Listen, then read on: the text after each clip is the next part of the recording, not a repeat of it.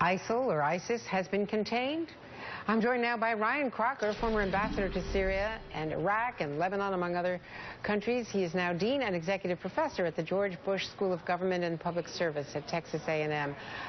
Ambassador, great to see you again. I wanted to ask you about that assessment from the president, because we see ISIS now, these bombings that they claim responsibility for in Beirut, a place you know very well, tragically from the bombings all the way back in the 80s, and also what ISIS claims it did, and there's been intelligence to confirm that, against the Russian plane.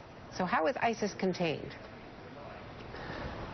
Well, first we have to decide what is our policy here. When the president first rolled it out last year, he didn't use the word contain. He said to degrade and ultimately defeat. They're certainly not defeated 15 months later, and I'd argue they're not degraded either, and very questionable if they're even contained, as the Beirut bombing sadly shows us.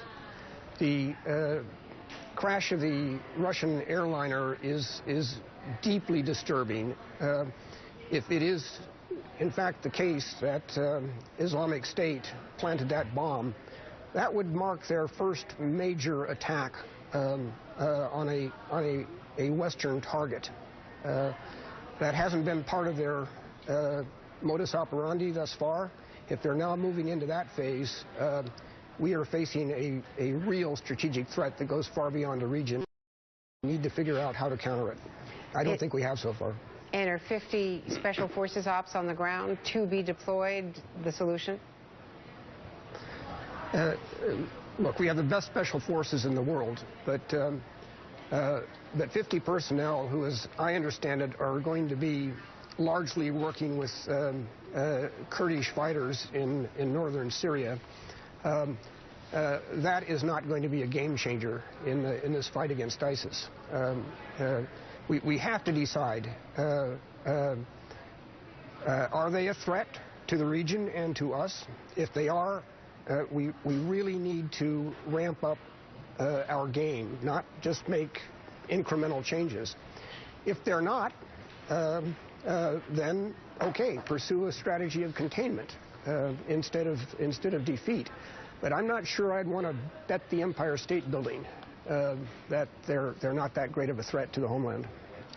And John Allen, General John Allen, has stepped down as the special coordinator for the region. He's being replaced by Brett McGurk. What is the value of having a special coordinator in this mix right now? I think it is important. John Allen is one of the finest officers ever to wear the uniform. He was my military counterpart when I was in Afghanistan. Why do you think that he was so frustrated by the process? Here's the problem as I see it. He was an envoy for the Department of State. That basically meant the Department of Defense and the military commands didn't have to listen to him.